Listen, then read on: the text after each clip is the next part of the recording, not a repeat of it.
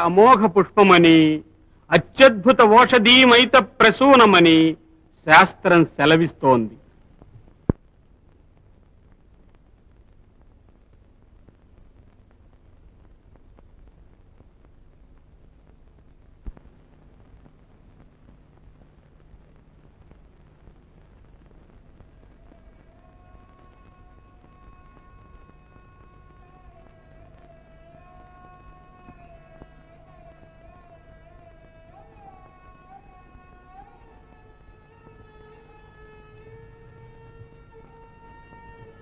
అమ్మా,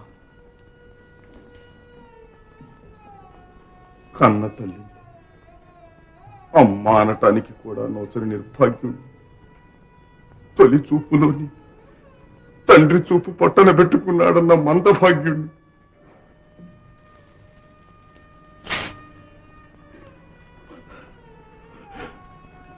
నీ పాదాలంటటానికి కూడా తగనేమో అమ్మా.